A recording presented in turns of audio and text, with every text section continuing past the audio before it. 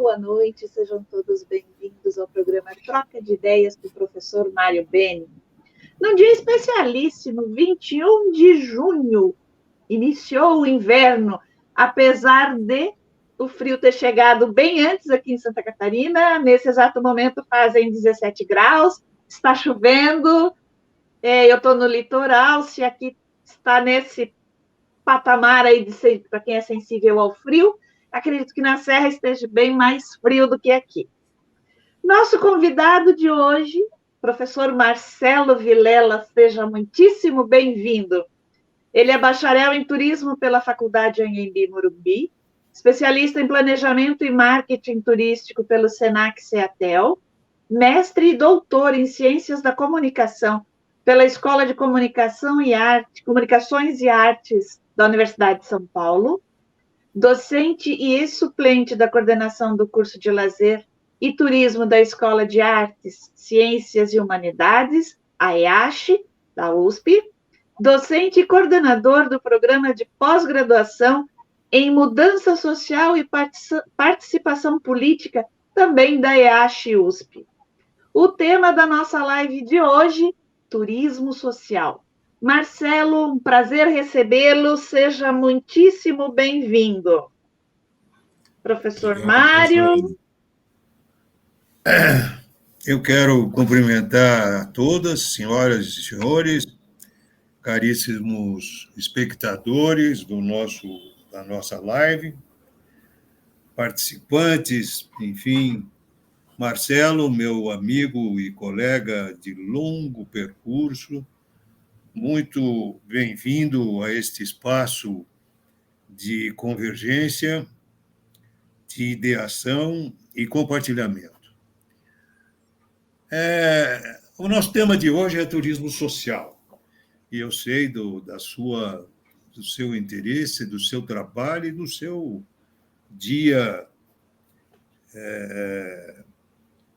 seu dioturno esforço nessa área, né? Então, falar da dimensão social de uma política pública de turismo deve ter como eixo uma melhoria na qualidade do ambiente urbano, na qualidade da vida da comunidade envolvida na ampliação de variedade de oportunidades culturais, que são condições assim indispensáveis para atrair e desenvolver novas oportunidades de geração de renda e trabalho, e, portanto, a tendência é de que as cidades e regiões se estruturem por meio de redes de solidariedade para negociar com as empresas internacionalizadas, buscando o bem-estar comum, bem como assim, enfatizando a necessidade de estabelecer uma relação, eu diria, dinâmica, que pudesse, entre o local, ou seja, o destino, e o global, né? Então, esses eixos teóricos dessa política pública partem sempre de uma concepção mais contemporânea, articulada aí com vivências locais e globais entre cidadãos e visitantes, evitando e permitindo o encontro entre visitantes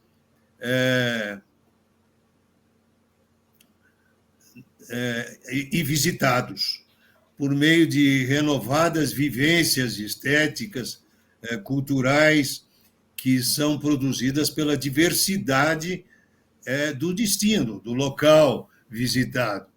Criam-se, assim, ambientes de aprendizagem nos quais a atenção, ou as atenções, melhor colocando, estão voltadas para o resgate, eu diria, do ser humano, para a busca de descobertas de novas formas de pensar e compreender o mundo, e de valorizar as questões pedagógicas de facilitar o resgate do potencial do turismo local, regional. Não é? Então, esse compromisso do lazer e do turismo em uma política pública intersetorial é o de organizar, de divulgar, permitir o acesso, circular e copatrocinar a animação sociocultural dos espaços de lazer. Assim, é importante dar ênfase nas maneiras dos fazeres, das atividades relacionadas segundo o interesse que apresentam na estratégia da análise, como, por exemplo, nas práticas de espaços urbanos, utilizando ritualizações cotidianas, reempregos e funcionamentos da memória pela autoridade que possibilitam, pelas autoridades que possibilitam ou permitem a compreensão, digamos, das práticas sociais cotidianas. Lazer, esporte, cultura e turismo devem ser tratados como direitos fundamentais, entendendo que o prazer e a felicidade intrínsecos a esse conceito não se colocam num patamar subalterno a outras necessidades fundamentais, como a saúde, a habitação, a educação. Então, a busca dessa felicidade está presente em qualquer faixa etária, sexo e categoria socioeconômica, não podendo, assim, ser considerada como condição privilegiada. Essas práticas sociais não buscam um consumo passivo, substituto analgésico de outras ciências, ou, ao contrário, resgatam o valor da urbanidade, da tradição, da vida pública, da troca das experiências, do respeito e também da felicidade que eventualmente possa ser fruída a partir dessas experiências. Não é? Então, essas políticas direcionadas ao cidadão, ao sujeito mais amplo que o pretendido pela terminologia mercadológica, que o reduz sempre. Para tanto, é preciso, eu diria, conhecer a cidade como uma rede de significações, identidades e pertencimentos, na qual o estético, o turístico, o lúdico sejam direitos integrantes ao cotidiano das pessoas. Então, esse turismo é entendido como um fenômeno social, de deslocamento de um sujeito, de seu espaço e tempo rotineiros para a realização de atividades de lazer, culturais, educacionais, sociais, profissionais, mesmo de saúde, entre outras. Quebra de rotina do tempo, do espaço, que leva à construção de um contato lúdico, como a cidade, tanto para quem vem de fora, como para os moradores, gerando aí a necessidade de organização de vivências turísticas que contenham na sua composição uma base cultural ecológica, por meio de uma estrutura que atenda e proporcione a hospitalidade, acomodações, gastronomia, informações qualificadas. Então, essa política de determinado grupo social possibilita o desenho de um marco ideológico para o turismo. O marco ideológico de referência para a gestão turística se expressa por meio de uma política que, para o desenvolvimento de um turismo harmônico, competitivo, sustentado e sustentável, deve ser produto da participação ativa da maioria dos atores envolvidos no cenário da localidade. Instituição de um destino turístico que privilegie a diversidade, a heterogeneidade cultural, exige necessariamente ações que trabalhem as aprendizagens sociais dos moradores em torno dos saberes turísticos. Então, o planejamento estratégico participativo tem ênfase na informalidade da comunidade local, portanto, exige um planejamento sistêmico, integrador do público e privado. Os benefícios devem ser difusos, descentralizados, não apenas dirigidos aos espectadores estrangeiros, tendo como centralidade as práticas de lazer e de hospitalidade local.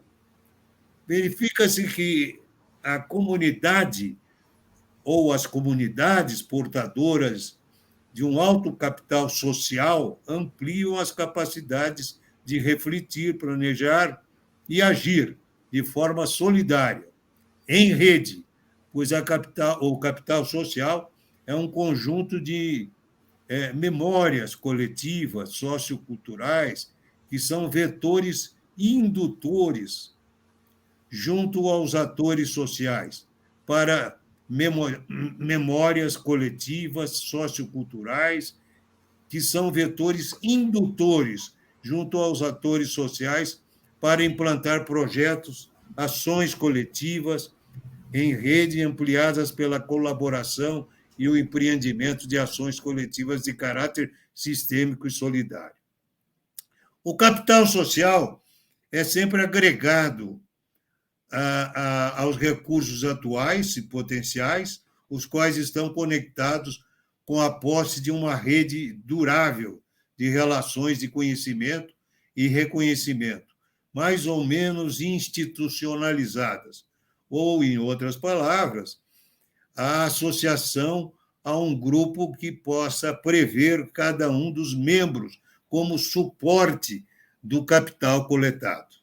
Então, esse capital social pode ser a resposta para o fato de algumas regiões responderem positivas e ativamente aos desafios da globalização. E mais do que isso, valendo-se dela para construir seu próprio modelo de desenvolvimento. Isso só seria possível se armazenada uma memória coletiva territorial de participação social nos processos decisórios regionais. Então, acho que dentro desse arcabouço e dessa introdução que eu procurei dar, Marcelo, eu gostaria de ouvi-lo sobre o nosso turismo social. Puxa, professor, o que falar depois dessa introdução, né? Em primeiro lugar, eu quero agradecer muito por essa oportunidade, pelo convite. Eu estava aqui ouvindo, né, a sua fala e pensando em todo esse tempo, né, em que estamos juntos aí nessa trajetória. São 27 anos já desde que nós nos conhecemos. Né? Em 1995, eu comecei como aluno especial do Programa de Ciências da Comunicação da ECA. Então, enfim, né, passou um filme aqui na minha cabeça desse tempo todo em que eu acompanho a sua produção e conheço, né, o seu discurso e uso essas palavras como referências nas minhas produções, nas minhas pesquisas, nas minhas publicações e nas minhas ações. Né? Eu que tenho projeto de extensão que eu considero bastante interessante no esforço de tentar desenvolver esse chamado turismo social. Então, em primeiro lugar, manifestar aqui a minha gratidão, a minha satisfação de poder participar dessa gravação e de poder conversar um pouco sobre esse tema que é tão caro para nós, né? Porque, afinal de contas, Esse foi o tema da minha dissertação de mestrado, da pesquisa de mestrado, que eu desenvolvi na ECA sob a sua orientação. E eu sei que naquele tempo esse tema já era um tema relevante, já era um tema que fazia parte das suas preocupações, né? Já estava nas suas publicações. Eu me lembro das nossas conversas em orientações sobre o assunto. Então, e só lamento que continua sendo um tema marginal, né? Como já era naquela época, continua sendo um tema pouco explorado, no fim das contas, né? A dimensão economicista do turismo acabou ganhando uma dimensão que suplantou, né? Que superou as preocupações com as questões sociais do turismo e com o acesso a essa prática e a essa vivência de boa parte da população que não tem as condições necessárias para a sua fruição, né? Então, sem dúvida alguma, que o senhor tocou em vários pontos aí que eu espero que a gente consiga explorar, porque, de fato, o turismo social pressupõe olhar para uma série de temas, né, que vão além do aspecto simplesmente de facilitar o acesso do ponto de vista econômico, né? Não se trata só disso. A gente, sem dúvida alguma, tem que pensar, por exemplo, nas limitações socioculturais que impedem, muitas vezes, a prática turística, né? A pessoa, eu costumo dizer, que tem determinados públicos que sequer se imaginam se imaginam na condição de turistas, né? Quer dizer, o turismo para certas parcelas da população é algo absolutamente inatingível do ponto de vista psicossocial mesmo. A pessoa não se imagina merecedora desse direito, né? Como o senhor bem colocou anteriormente, né? Então, para além de pensarmos nas questões de facilitar o acesso ao turismo do ponto de vista econômico, a gente tem que pensar em outros elementos, né, como, por exemplo, enfim, possibilitar que as pessoas se reconheçam como merecedoras desse tipo de experiência, né, e de um turismo que, como o senhor também bem disse, vá muito além da simples... enfim, do simples consumo do espaço, né? Quer dizer, o turismo como o senhor bem falou, uma outra forma, ou possibilita novas formas de pensar o mundo, possibilita novas possibilidades de contato com outras culturas, com outros povos, com outros modos de pensar, possibilita o contato consigo mesmo, né? Afinal de contas, porque a viagem também é uma oportunidade da pessoa estar, né, com ela mesma. Então, enxergar o turismo a partir de outras chaves, né, de outras lógicas, de outras óticas que o turismo convencional muitas vezes não considera, né? Então, mas para isso nós temos enormes desafios, né? O senhor começou a sua fala falando das políticas públicas e infelizmente, a gente tem visto aí, sobretudo nos últimos 10 anos, talvez, né, uma situação muito desfavorável em termos de política pública de turismo no Brasil, né? Então, turismo social nunca foi efetivamente uma prioridade, né? A gente, enfim, na época do mestrado, tentei levantar algumas políticas, algumas experiências, tivemos algumas coisas muito pontuais, algumas oportunidades, algumas experiências. Eu sempre destaco um trabalho que, inclusive, foi desenvolvido lá na própria ECA, também uma tese de doutorado, que estudou um projeto chamado Caravanas do Conhecimento, da gestão Montoro, né, que levava crianças do interior para o litoral e do litoral para o interior. Isso. E, né, um projeto muito importante que depois voltou a existir depois de algum tempo, enfim, infelizmente não existe mais. Quer dizer, uma hospitalidade na própria escola, né? Eles usavam Exato. A própria escola para hospedar os alunos que viajavam. Exato.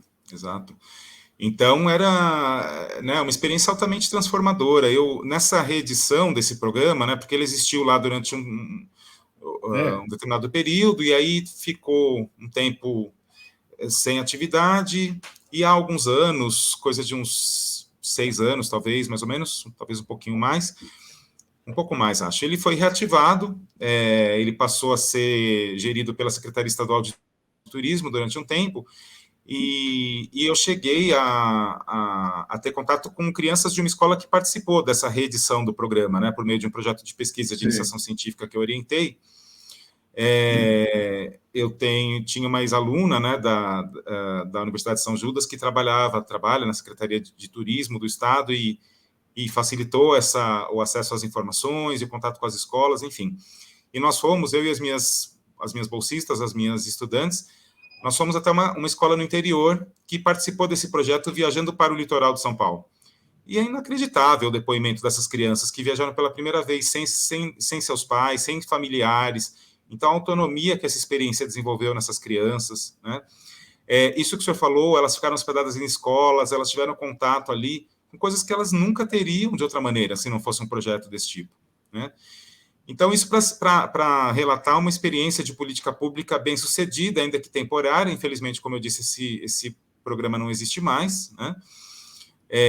Mas que, enfim, graças a uma política pública que existiu durante um certo período, foi ali, propiciou, ainda que para um público bastante limitado, uma experiência transformadora, sem dúvida alguma, né? Então, nesse sentido que o turismo social se insere, né, como um grande diferencial em relação ao turismo comercial, turismo convencional, porque possibilita esse tipo de vivência, de experiência, enfim, né, de aprendizagem, né? O senhor falou da dimensão pedagógica do turismo, e o turismo social passa por todos esses aspectos, né?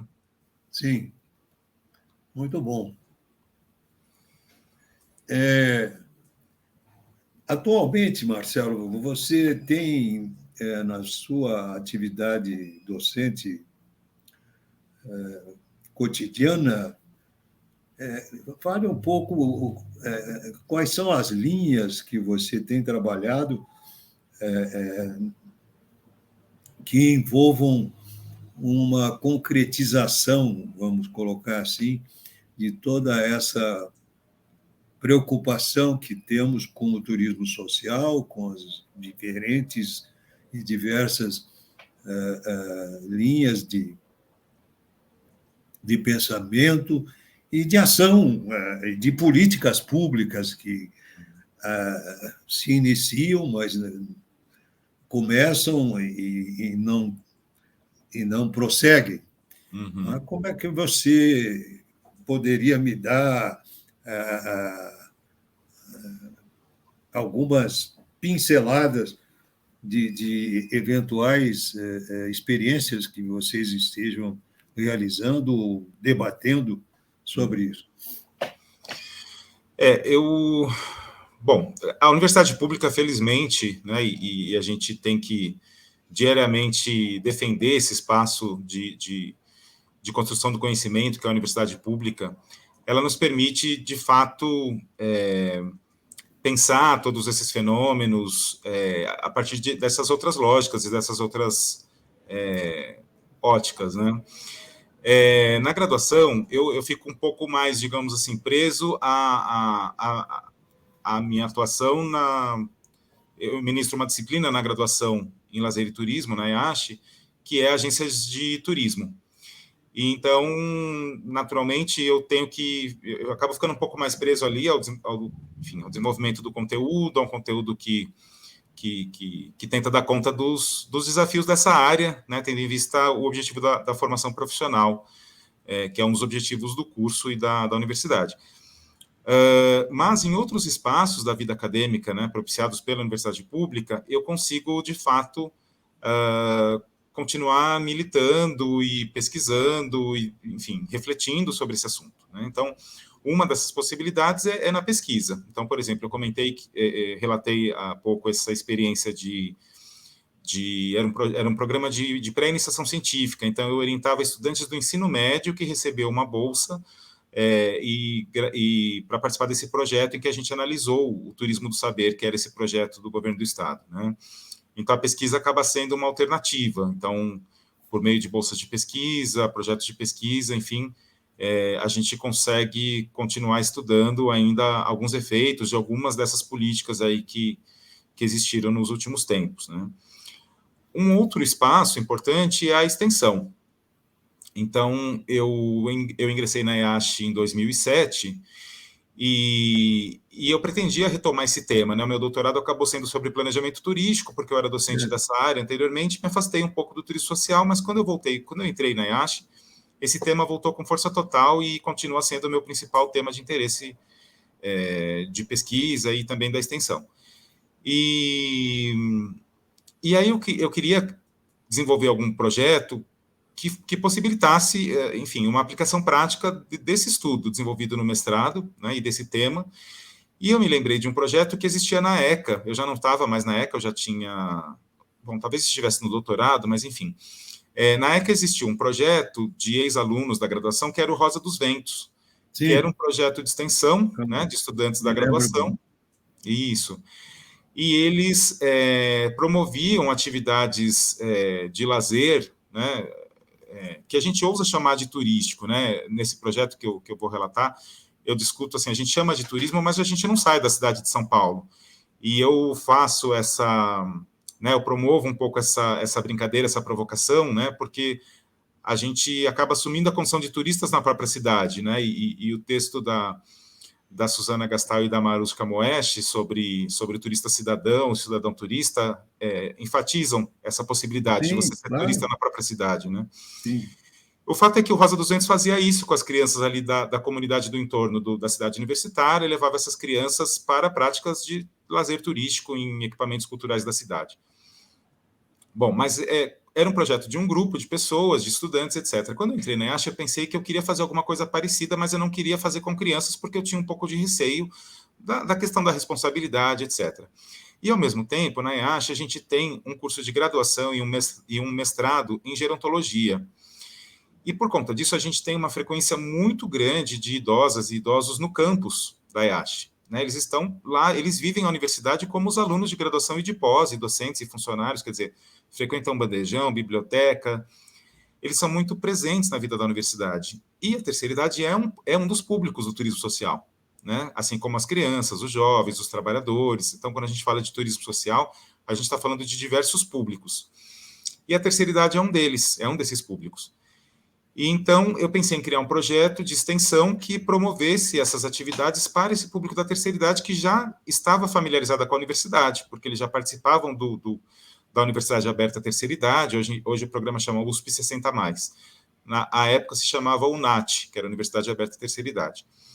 E aí eu passei a oferecer esse projeto que realiza, né, oferece visitas quinzenais a espaços de cultura, lazer, esportes, enfim, parques, na cidade de São Paulo. Então, esse projeto já tem mais de 12 anos, quase que ininterruptos. A gente interrompeu por conta da pandemia no primeiro semestre de 2020, mas no segundo semestre de 2020 para cá, a gente passou a fazer visitas virtuais a esses espaços que antes a gente visitava presencialmente, né? Então, são mais de 100 lugares diferentes na cidade de São Paulo que a gente já visitou. A cada semestre, no formato presencial, a gente atendia mais de 150 idosas e idosos. Esse programa gera diversas bolsas de cultura e extensão. Então, foi uma forma que eu encontrei de exercitar e de disseminar isso entre os próprios estudantes da graduação, porque eu preciso viabilizar tudo isso com a participação de bolsistas. Então, é uma forma de trazer esses bolsistas, né, de sensibilizá-los para essa questão desse outro turismo, né, para usar uma expressão que a gente também viu nascer aí no passado, de que um outro turismo é possível, né? E então a extensão acabou sendo um espaço importante para isso. Então, esse projeto já virou capítulo de livro, já foi apresentado várias vezes em eventos, a TV USP já gravou uma matéria em vídeo com a gente, o jornal local aqui em São Paulo, né, o SPTV, primeira edição, gravou uma matéria com a gente sobre o projeto, acompanhou uma visita do nosso grupo, e a gente vê, tem idosos que participam com a gente desde a primeira edição do evento, que estão com a gente há 12, 13 anos, e é uma experiência altamente significativa na vida deles, né? Assim, essas pessoas, elas não marcam nenhum outro compromisso às quintas-feiras de manhã, porque elas têm um compromisso com o projeto, elas têm um compromisso enfim, com o lazer delas, né? O projeto se chama Oficina de Turismo Social Viver São Paulo. Como eu brinco, né? Quer dizer, eu ouso chamar de turismo social. Ok, não estamos saindo da cidade de São Paulo, então a gente acaba burlando um pouco aqueles critérios estatísticos de que turista é aquele que sai do núcleo emissor para o núcleo receptor, etc. Mas é para a gente tentar consagrar o uso desse termo, e cada vez que a gente marca uma visita a um espaço como esse, a gente fala, olha, é o projeto de Turismo Viver São Paulo, turismo social, a gente está disseminando esse conceito, né? Sim. Então, a extensão acaba sendo uma oportunidade. Eu faço com frequência assim, lives também, conversas só sobre esse projeto, e e falo sobre ele por horas, porque 12, 13 anos de projeto, assim, a gente tem muito material acumulado, né, sobre essa experiência. E aí, outra possibilidade é a pós-graduação, né? Então, como a Geslene fez a apresentação aí no começo, eu participo de um programa de pós que nós temos na EASH, que é o Programa de Pós-Graduação em Mudança Social e Participação Política, um programa de mestrado e doutorado, e eu ministro, esse programa tem 4 linhas de pesquisa, e uma delas é Políticas Públicas de Gestão Participativa, e eu estou vinculado a esta linha de pesquisa. E ministro uma disciplina, tenho oferecido todos os anos, desde que eu estou no programa, que se chama Turismo, Exclusão e Inclusão. Então, acaba sendo uma possibilidade também de discutir temas como turismo social, né? Enfim, turismo social não ocupa o programa todo da disciplina, porque eu acho que não teria interesse, eu não atrairia público, né? Só para, enfim, refletir sobre turismo social por um semestre, mas o turismo social acaba aparecendo em algumas aulas justamente como uma oportunidade de inclusão, né? Porque é assim que eu vejo essa forma de turismo, quer dizer, é a chance de refletir sobre as condições, as iniquidades e as dificuldades que boa parte da população brasileira, mas também, inclusive em países desenvolvidos, né? O turismo social ele tem uma origem nos países chamados desenvolvidos, aí nos países da Europa, por exemplo, da Europa Ocidental, e mesmo nesses países, esse tipo de turismo tem encontrado dificuldades para se manter, porque, enfim, a realidade econômica mudou no mundo todo, e aquele cenário do estado de bem-estar social do pós-Segunda Guerra Mundial já não existe mais, né? Então, mesmo nesses países em que o turismo social é algo bastante consolidado, a gente vê enormes desafios. E aqui no Brasil, enfim, né, sem dúvida alguma que as dificuldades para viabilizá-lo são ainda maiores. Então, a gente acaba discutindo também essas questões na disciplina de pós-graduação. E é um espaço muito interessante, né? Eu costumo brincar sempre que eu tenho dupla personalidade, porque na graduação eu trabalho com uma disciplina de agências de turismo, que é uma disciplina pensada muito no aspecto do turismo convencional, comercial, né? E na pós a gente tem a oportunidade de refletir criticamente sobre esse mesmo turismo, que muitas vezes acaba sendo altamente excludente, né? Mas, enfim, pensar sobre essas duas vertentes eu acho que é extremamente enriquecedor, né? Porque assim é a realidade, na verdade, né? A gente, de fato, tem aí aspectos positivos e negativos gerados pelo turismo, né? Marcelo, quando na década, já nem me lembro, sim, mas seguramente foi na década de 70, final da década de 70, início da década de 80, ou talvez já não me recordo exatamente a data, eu fui presidente da Paulistur, naquela época Paulistur, hoje é uma empresa municipal que é... Como é que é o nome, Gislene? A SP Tours? SP Tours. O nome atual é SP Tours. Na época em que eu presidi, fui primeiro diretor de planejamento, depois presidente, era a Paulistur.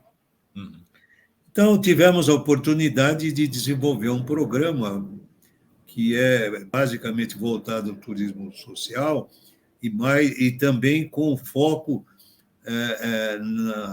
na perspectiva de que o paulistano viesse a conhecer efetivamente a sua cidade.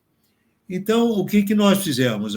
Tínhamos poucos recursos para verba publicitária e para a própria infraestrutura dos eventos. Mas centramos os nossos eventos aproveitando os próprios eventos da Paulistur naquela época. Eventos, por exemplo, como que não existe mais, mas existe outras versões e parece que agora realmente não fazem mais. Uma versão era um desfile de modas que acontecia, foi famoso, não me lembro o nome agora, mas havia no pavilhão grande das exposições do Anhembi, havia o desfile de moda das grandes grifes. O que eu pedia? eu reproduzia com dimensões ajustadas à realidade do espaço local, eu reproduzia pedia para todas essas empresas que exibiam os seus modelos que pelo menos nos fornecesse 4 ou 5 modelos que pudessem desfilar e levamos para as ruas. Né?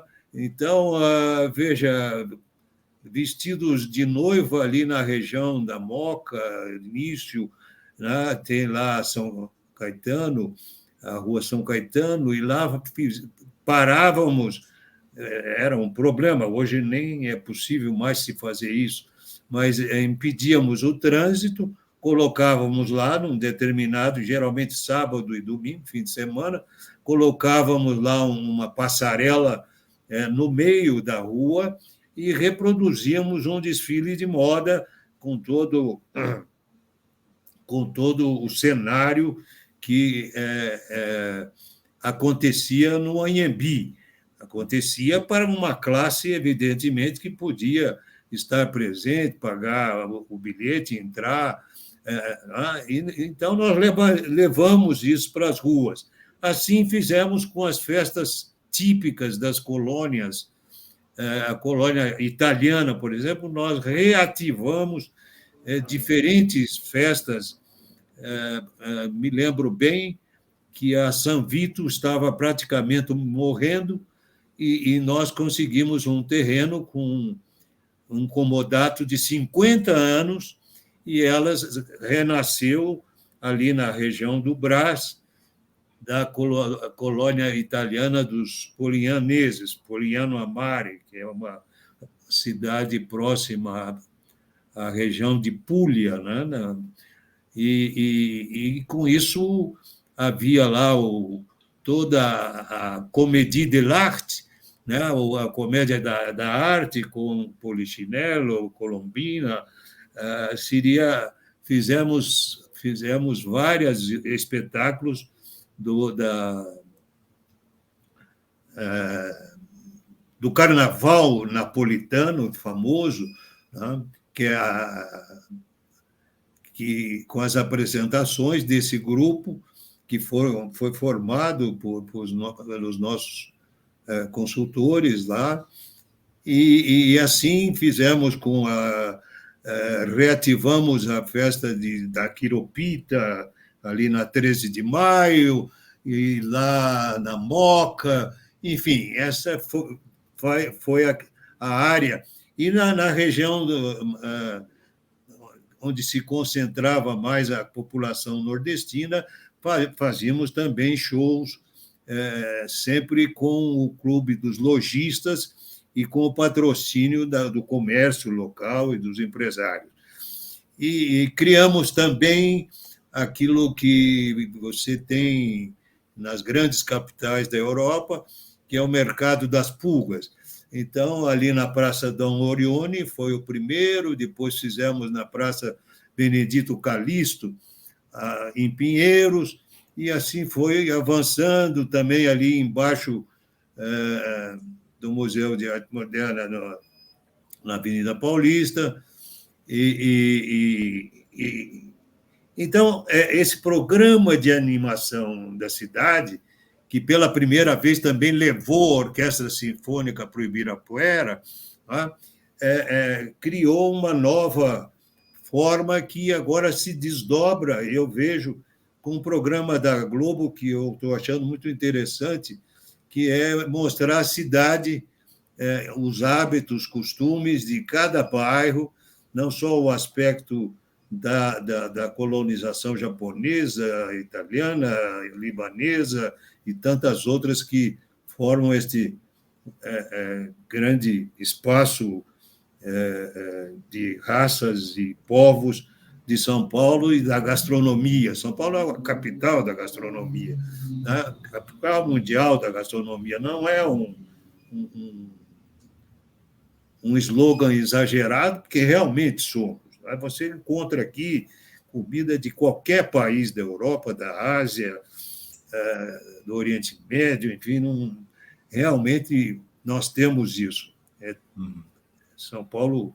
Então, veja que hoje é muito mais difícil reproduzir isso, mas se tenta, e a própria SP Tours tenta fazer a animação da Avenida Paulista, nós também fazíamos na época, chegamos a levar o circo para a Avenida Paulista, com elefante, girafa, palhaço, etc.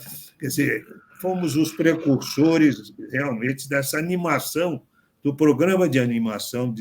Isso está registrado no site até hoje, no site é só entrar no site da SP Tours, que é um artigo onde se mostra tudo o que foi feito nesse período. Claro que também o Carnaval, como iniciamos a construção, porque nós desfilávamos naquela época na avenida principal lá da Poli, que eu esqueci o nome, naquela época era Poli. Poli também está na cidade universitária. Mas a Avenida Tiradentes, não era? A Tiradentes. As escolas de samba desfilavam na Tiradentes. Nós fazíamos os palanques, dávamos toda a infraestrutura, o som, enfim. E agora iniciamos a construção lá do Anhembi, aquela construção foi no nosso período, foi iniciada, né? As fundações do grande equipamento que tem lá hoje, que é voltado aos desfiles de escola de samba.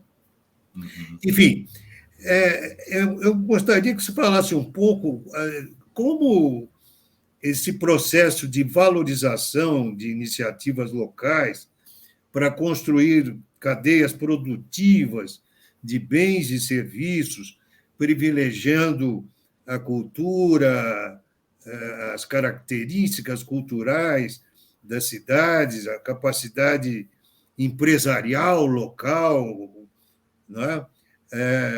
De hospedagem, de consumo de insumos locais, de gastronomia, de comercialização dos produtos autóctones, né?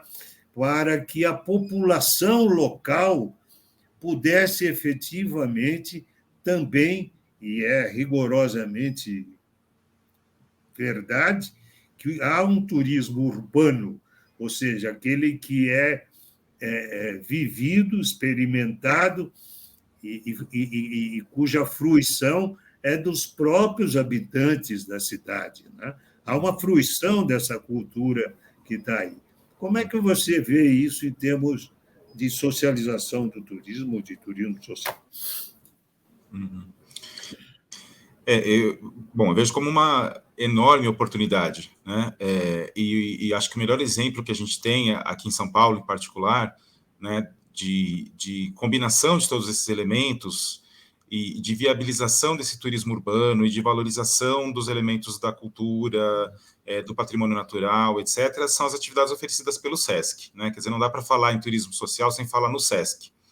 Sim. E sobretudo, o SESC está presente no Brasil todo, né? Eu acompanho um pouco mais de perto as ações do SESC São Paulo, e então o SESC em São Paulo, por exemplo, tem uma preocupação, né, por meio da sua programação, das suas atividades, de promover a visitação a determinados territórios aos quais, talvez para os quais o turismo convencional, comercial, nunca olharia, né? Então, é justamente isso que o senhor aponta da possibilidade de praticar o turismo em determinados territórios e gerar trabalho, gerar renda, gerar um sentimento de pertencimento àquele território, de valorização daqueles territórios por parte dos próprios moradores dos territórios e dos moradores das outras regiões da cidade.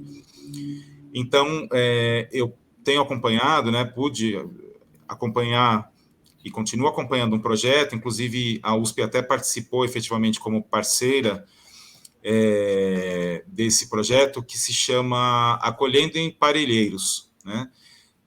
Então, Parelheiros é uma região da cidade localizada no extremo sul do município de São Paulo, com áreas de proteção ambiental e com áreas rurais. E nesse território se desenvolveu um projeto nos moldes do projeto que acontece em Santa Catarina já há bastante tempo, que é a Acolhida na Colônia, né? Então, a Acolhida na Colônia, que é um projeto, em princípio, de turismo de base comunitária, aqui em São Paulo ele acaba mantendo essa característica, né? Porque a ideia é que os empreendimentos envolvidos com a produção de orgânicos, de alimentos orgânicos, sem uso de agrotóxico, etc., essas propriedades elas passem a receber turistas também, que queiram conhecer essa produção, que queiram, enfim, ter um dia ali Aqui em São Paulo, os empreendimentos, até algum tempo, pelo menos, não tinham hospedagem, né? Me parece que está começando agora esse movimento da hospedagem, mas que já existe há muito tempo em Santa Catarina. Então, aqui em São Paulo, o forte é a visitação a esses territórios, que tem esse aspecto da agroecologia, da produção de orgânicos, tem também um componente cultural importante, porque tem o cemitério da Colônia, né, tem a biblioteca comunitária vinculado ali próximo ao cemitério, que acaba se transformando num equipamento que já é um equipamento cultural e acaba se transformando num equipamento de lazer e de turismo também. Então, enfim, tudo isso para dizer que nesse território em particular, em Parelheiros, a gente vê as experiências do SESC levando grupos para visitar esses espaços, né? E propiciando, enfim, trazendo ali uma série de benefícios. É claro que a gente está falando de um turismo de pequena escala, né? Porque tanto o território tem uma capacidade de acolhimento limitada, quanto o próprio SESC tem também uma condição de atendimento de um público, de uma demanda que é elevada, né? Mas uma capacidade de atendimento que também é limitada. Mas, enfim, então o SESC São Paulo desenvolve, por exemplo, essa experiência de visitação a Parelheiros, a visita a esse projeto, a esses empreendimentos do Acolhendo em Parelheiros, né? Mas a sua fala me faz pensar que assim, existem outros espaços que também passaram a ser valorizados, né? Nessa perspectiva, também por intermédio do SESC, mas também de outras organizações. A gente tem visto, hoje em dia, muitos coletivos atuando no fomento do turismo, desse turismo local, desse turismo urbano. Então, a gente tem em Perus, aqui na divisa entre a Zona Norte e a Zona Oeste da cidade de São Paulo, né, um movimento de visitação a determinados espaços de resistência operária. A gente tem, na Zona Leste, né, uma série de movimentos também de valorização do patrimônio cultural da Zona Leste. Quer dizer, tem todo um esforço ainda, como eu disse, de pequena escala, mas de ruptura, né, e com uma visão única do turismo, né, despertando o interesse da população para esses territórios que, num primeiro momento, não seriam turísticos dentro daquele olhar mais convencional, mais tradicional, mais clássico do turismo.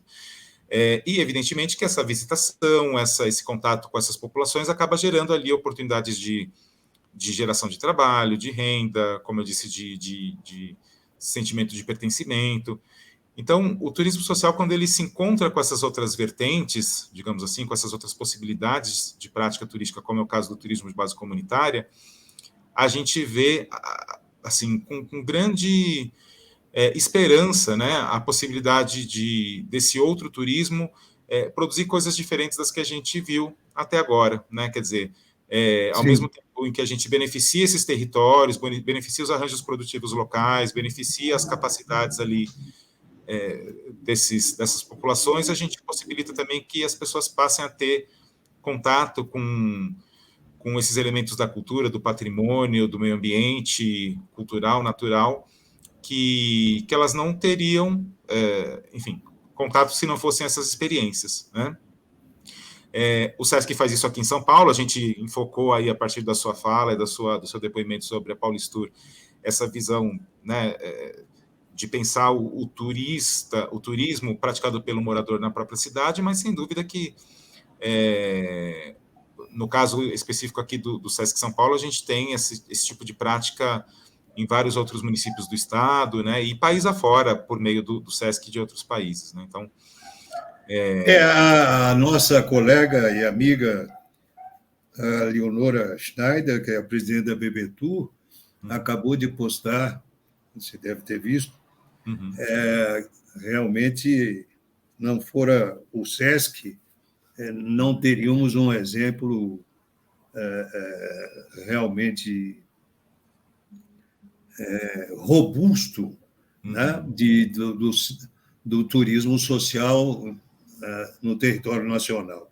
Eu concordo plenamente, Leonora, e digo mais, acho que a própria Embratur deveria se apoiar mais no exemplo do SESC, e é verdade que o Ministério do Turismo é efetivamente, de todos os ministérios, o que tem o menor orçamento, então ele pouco pode investir na infraestrutura e nesses programas efetivos, mas deveria se espelhar no exemplo do SESC para que pudéssemos realmente alavancar o turismo social urbano com essas experiências e com os locais de comercialização de produtos autóctonos, né, dos municípios, das cidades, enfim,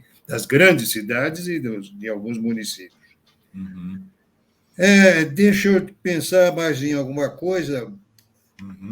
Como é que é possível, Marcelo, se avaliar a sensibilidade dos diferentes investimentos turísticos locais para a geração de empregos ou consolidação, efetivamente, de todos aqueles que trabalham na grande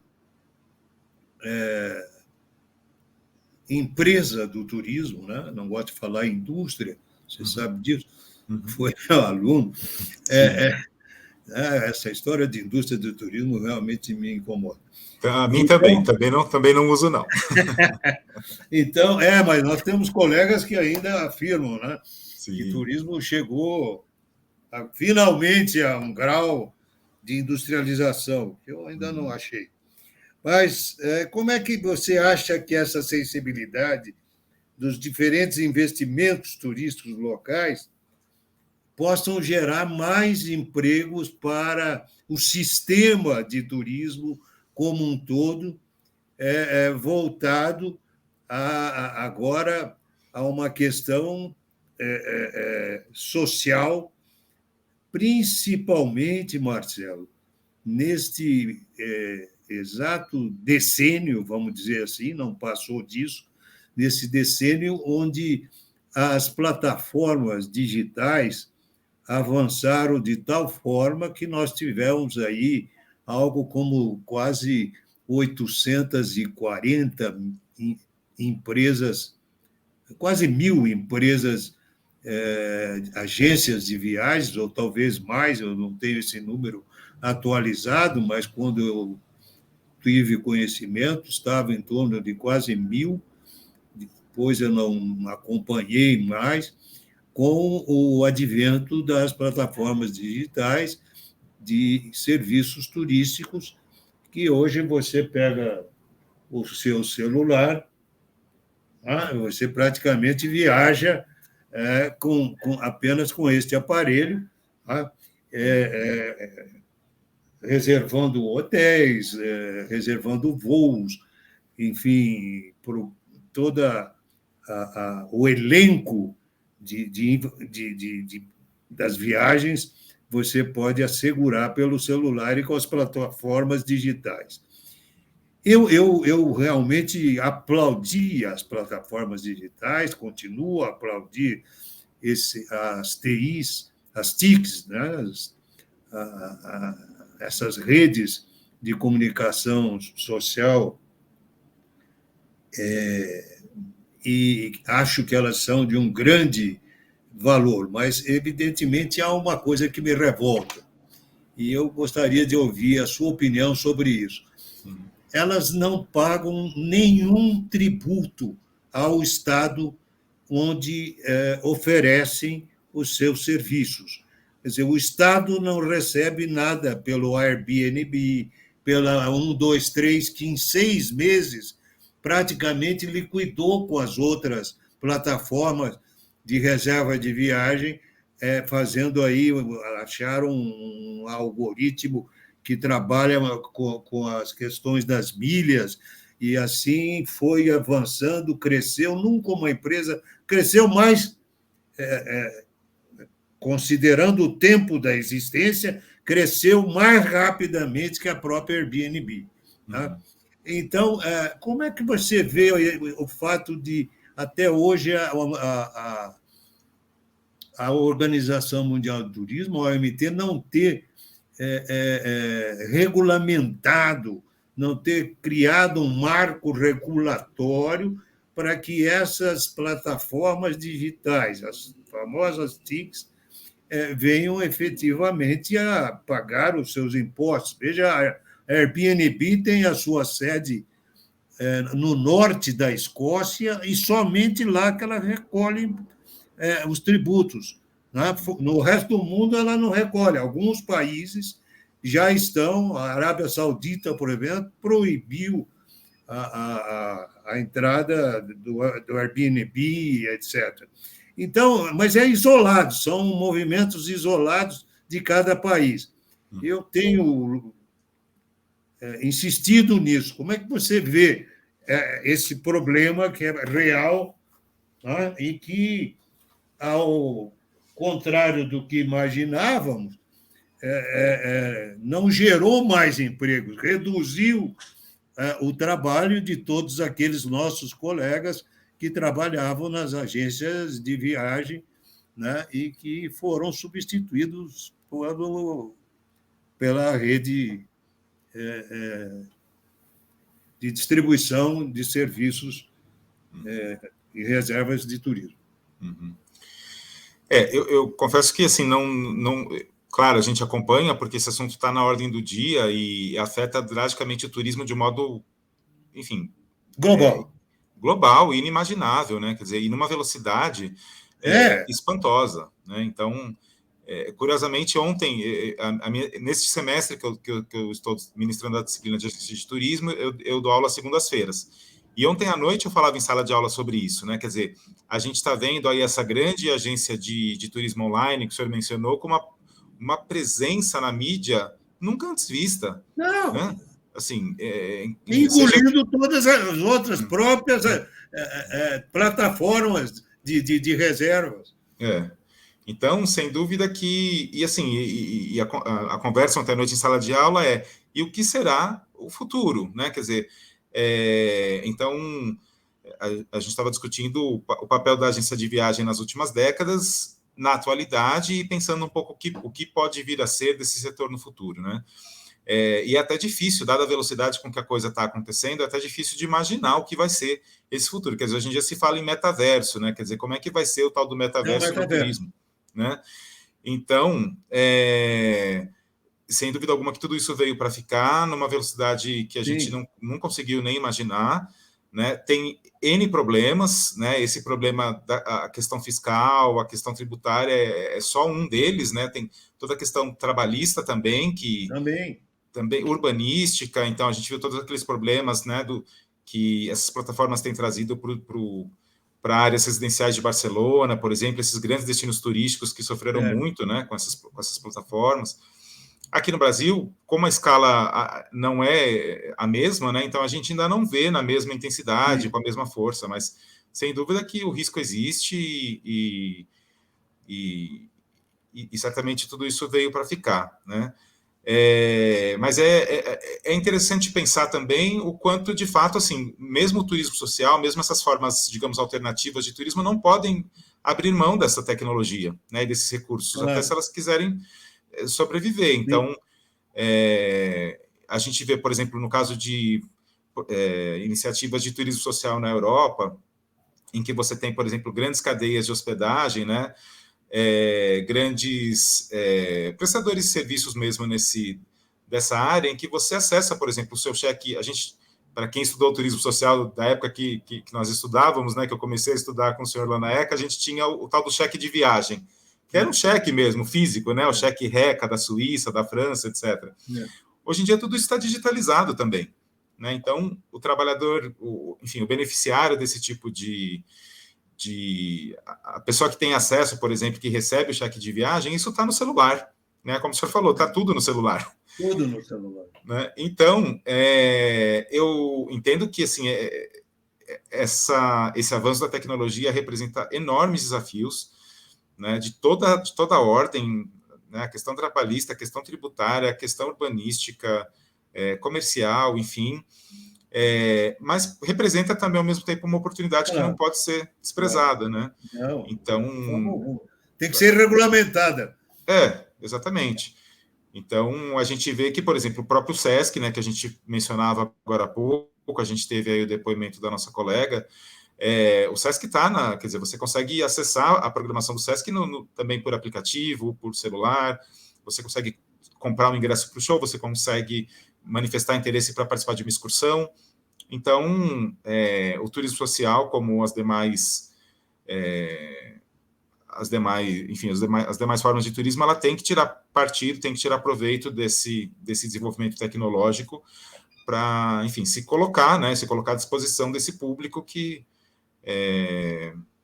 eu me lembro que na época da gestão Marta Suplicy, à frente do Ministério do Turismo, que foi uma catástrofe, né? A gestão dela à frente do Ministério foi realmente bastante problemática, eu diria que foi o começo do fim do Ministério do Turismo, digamos assim, né? Mas ela falava uma coisa que me parece que me fazia bastante sentido, assim, ela falava que o maior concorrente do turismo era o celular, e isso já tem quantos anos? Eu não lembro exatamente quando foi a gestão dela, mas já tem aí... 2007, não, 2000, foi no governo da Dilma. Por aí.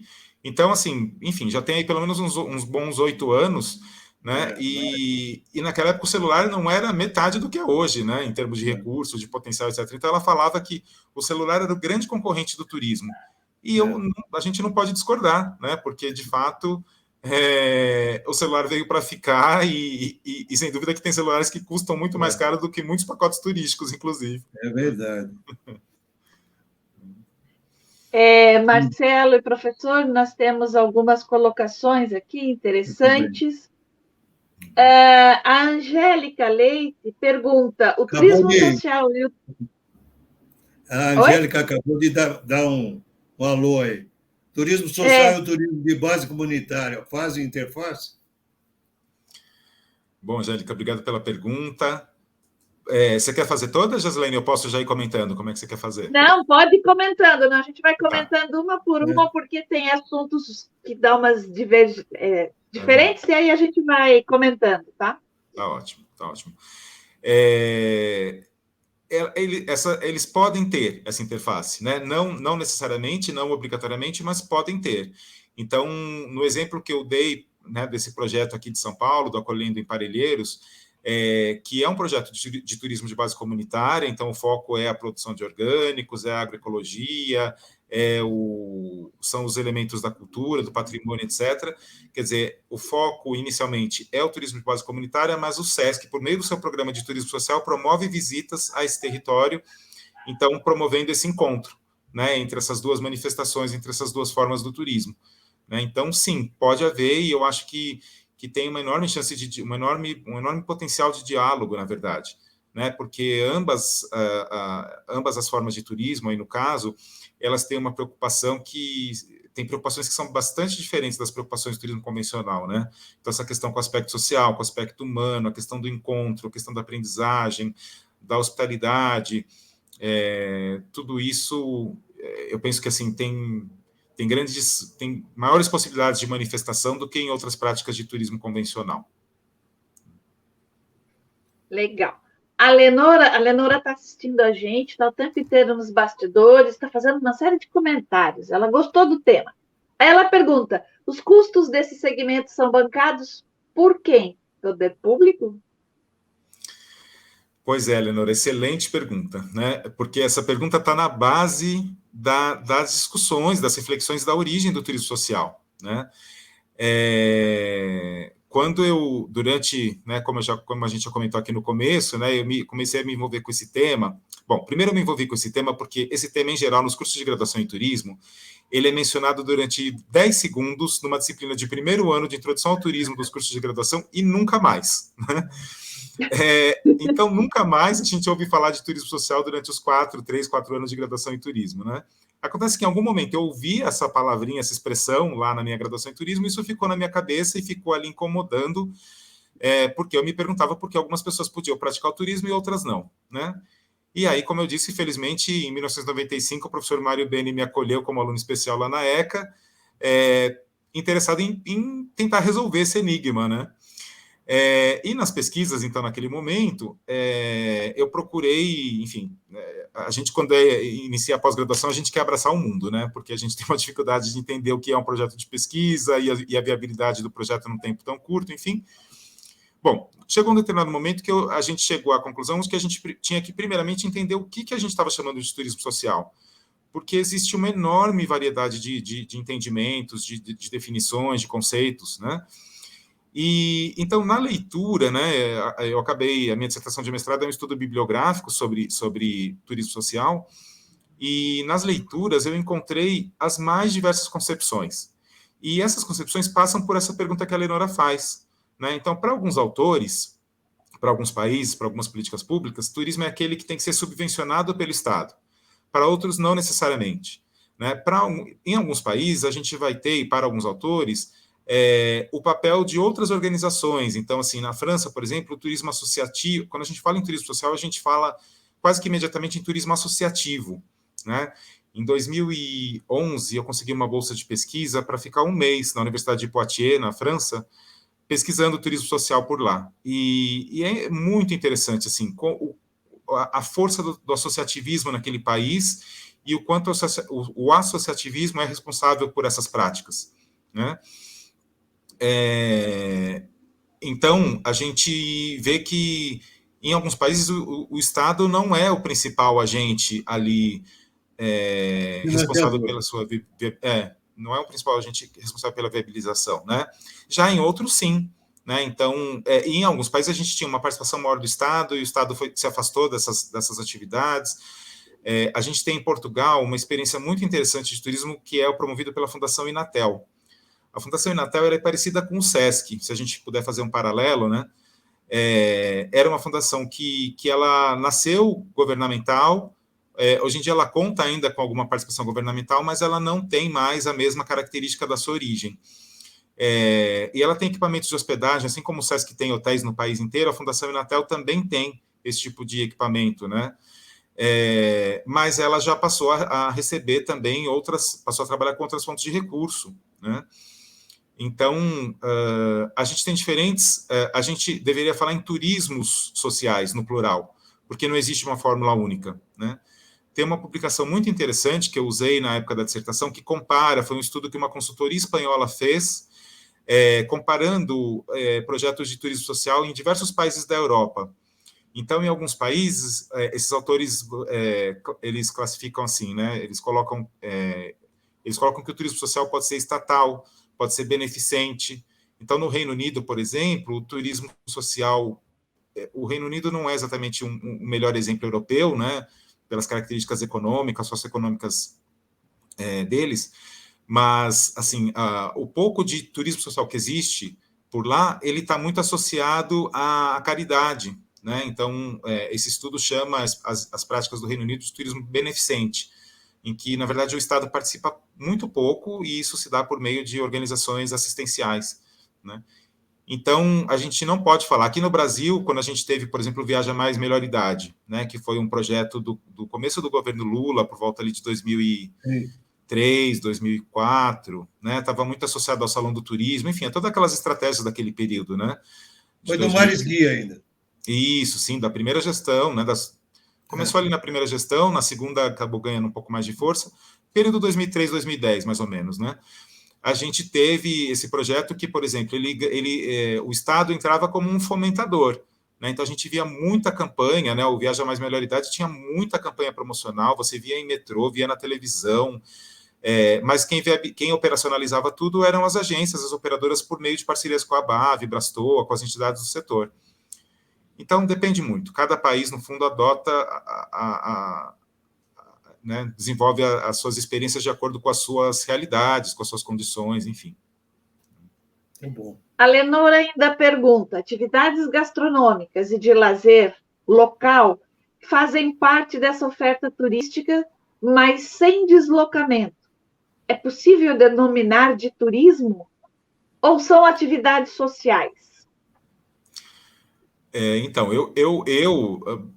baseado em outros autores, né, e outros estudiosos, assim, eu ouso dizer que sim, né? Como eu falei, então existe toda uma discussão sobre isso, né, de que porque a gente aprende desde o primeiro ano ali da graduação em turismo também que turismo pressupõe deslocamento, mais de 24 horas, menos de 24 horas, aquela história toda, que são preocupações estatísticas que são importantes para essa finalidade, né? Mas, assim, como eu digo, né, nesse projeto com os idosos que eu desenvolvo, a cada quinta-feira, como eu disse, claro, desde o começo da pandemia, a gente suspendeu as atividades presenciais, mas quando a gente saía com esse grupo aí de 50 idosos, né, toda quinta-feira de manhã, para visitar um museu aqui em São Paulo, por exemplo, espaços no centro, enfim, várias regiões da cidade, eu ouso dizer que a gente estava praticando turismo na nossa própria cidade, né? Porque a gente assume a condição de turista. Sim, O claro. comportamento muda, né? A gente tem que, por exemplo, orientar as pessoas a atravessar a rua, porque assim a pessoa fica tão fascinada com aquela situação em que ela está ali, como um turista, um grupo de pessoas, né? Enfim, admirando a paisagem, quer dizer, a gente percebe que essas pessoas elas assumem a condição, elas assumem o comportamento de turistas, ainda que seja na cidade em que elas moram, né? Mas elas têm uma quebra, é muito curioso isso, assim, uma quebra da rotina, uma quebra do modo de viver a cidade, né? Então, assim, eu numa atitude transgressora, Lenora, eu diria que sim, que a gente pode chamar isso de turismo, sim, Claro. né? Sim, Porque, enfim, e até pela questão do consumo, né? Dos benefícios que essa claro. visitação gera, quer dizer, então um outro relato desse projeto bem rapidinho que eu queria comentar. Esses grupos da terceira idade, eles, em geral, eles são grupos femininos, né? A gente tem pouca presença de homens nesses grupos, né? E lá no grupo da IASH não é diferente. Então, acabou se formando, né? Como eu disse, a gente atendia 150 participantes nesse projeto em 3 grupos de 50 idosos.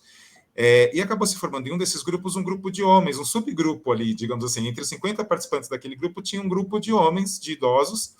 Eles fizeram amizade a partir dessa experiência, né? Eles nem se conheciam, eles se conheceram no projeto e eles viraram amigos. Então, e hoje em dia uma coisa que é muito bacana, né, para fazer uma relação com o que o professor falou das redes sociais, essa terceira idade ela está super conectada, né? Ela tem rede social, enfim, ela posta, ela comenta, ela compartilha, ela curte, etc. Bom, a gente fazia as nossas visitas, né, aos museus, enfim, aos espaços. Quando a visita acabava, esse grupinho de homens eles saíam da nossa visita organizada e eles iam fazer outras coisas por conta própria, juntos. Né? Então, eles iam almoçar, por exemplo, porque, como eu disse, a visita acabava perto da hora do almoço. Eles saíam da visita e eles iam almoçar. Né? Quer dizer, ainda por cima, eles movimentavam a economia da cidade, porque estavam ali consumindo, gerando renda, gerando trabalho para as pessoas que estavam atendendo esse grupo. Então, assim, eu não vejo por que não chamar de turismo. Né? Eu acho que a gente... Marcelo,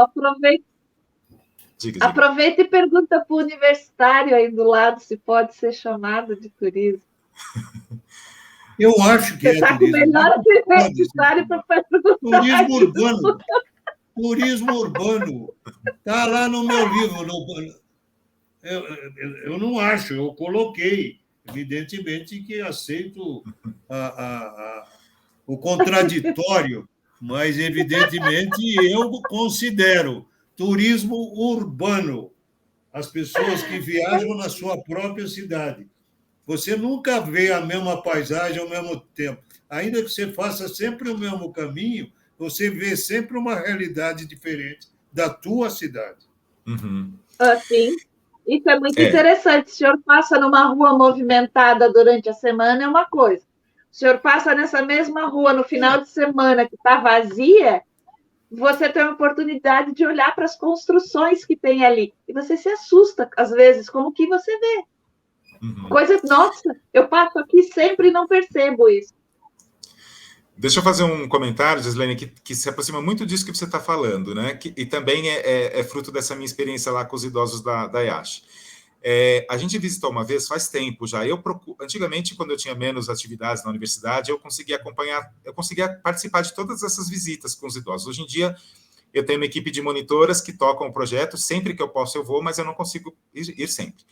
Mas, enfim, quando eu consegui acompanhar mais de perto, uma vez a gente visitou um Museu da Energia que fica no Bom Retiro, né, aqui mais ou menos no centro de São Paulo, para quem não é daqui.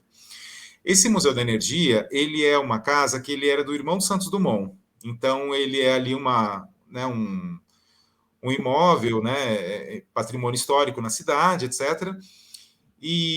Mas nem sempre ele teve essa função de museu. Né? Certamente, eu já não me lembro mais muito bem, mas certamente entre a sua construção, seu uso original e o uso como museu, ele deve ter passado ali por um período de decadência, de abandono, etc.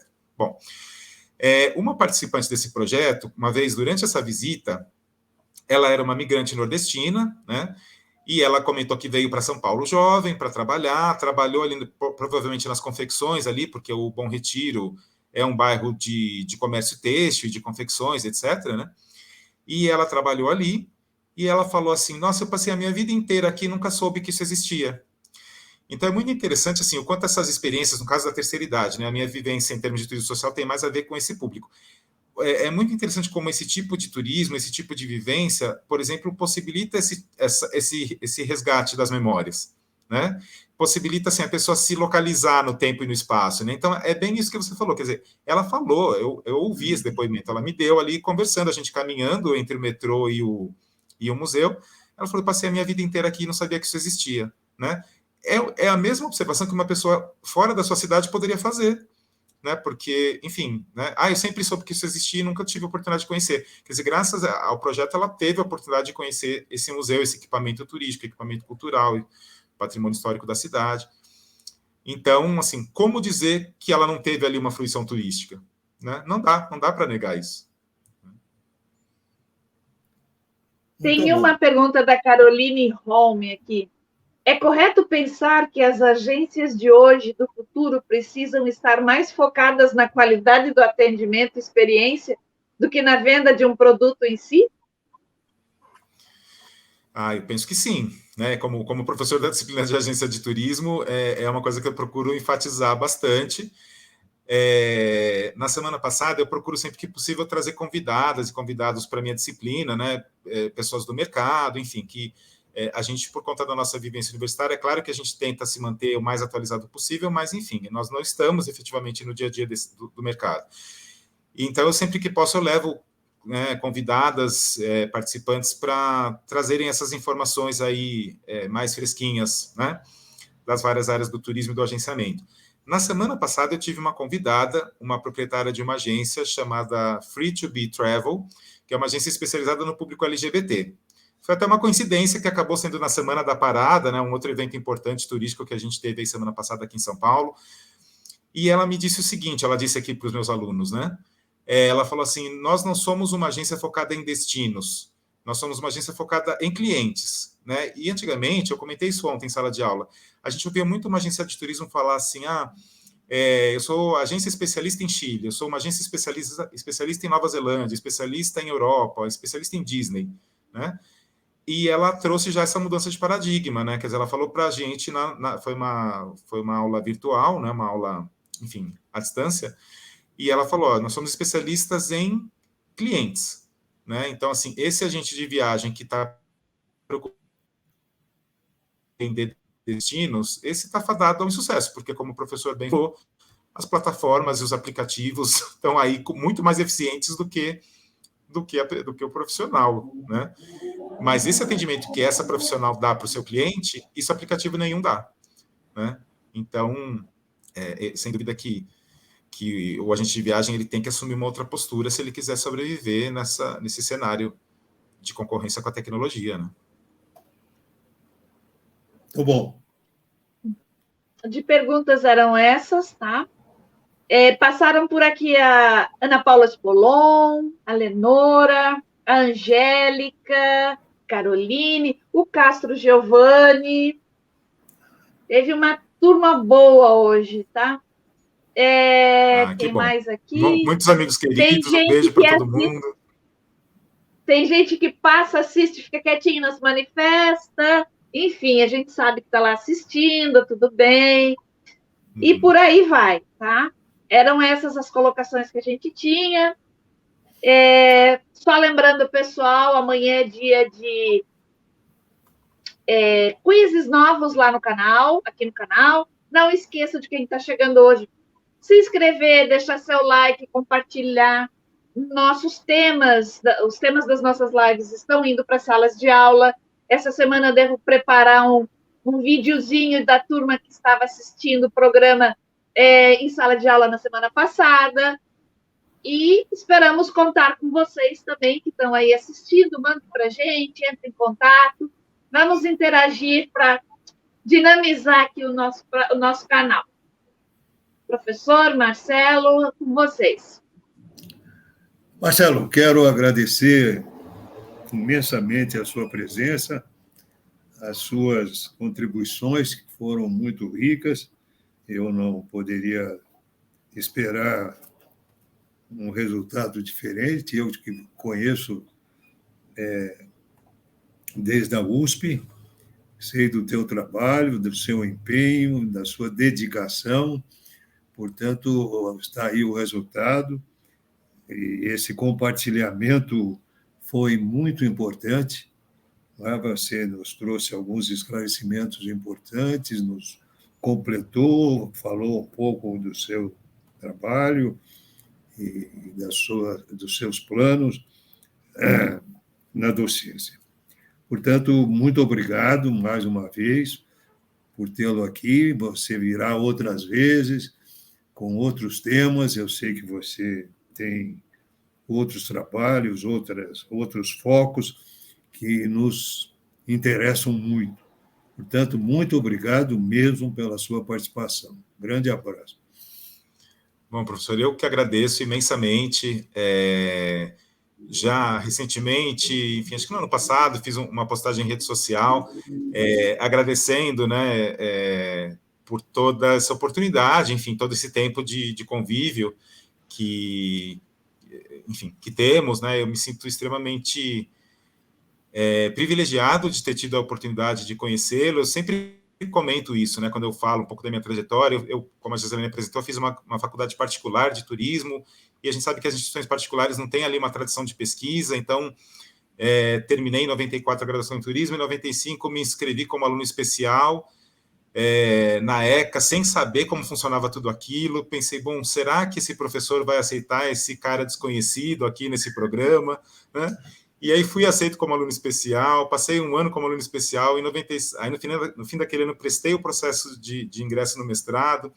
O professor Mário Beni só tinha uma vaga e eu entrei no mestrado naquele ano, né? E daí começou uma trajetória, e depois fomos para o doutorado. Então, assim, a minha eterna gratidão, tudo que eu conquistei profissionalmente tem a ver com essa oportunidade que o professor Mário Beni me deu em 1995. Tem a ver também com o meu ingresso na EASH, né? Eu lembro que na época do meu concurso, em 2007, né, trocamos muitas informações ali, o professor me orientou em relação a, enfim, né, o que era participar de um concurso público para ser docente de uma universidade como a USP. Então, nossa, assim, a minha gratidão é eterna e é imensa, e eu estou à disposição sempre que vocês quiserem, né? A Gislaine, que é nosso braço direito, né, professor, desde aquela época, direito e esquerdo. Professor, eu preciso de assinatura desse formulário aqui para prorrogação de prazo, né? A Gislaine providencia. Então, gente, muito obrigado. Estou muito feliz de estar aqui com vocês e estou sempre à disposição de vocês por o que for preciso. Obrigado, Marcelo. Nós agradecemos, Marcelo. Boa noite a todos, um grande abraço. Boa noite, gente.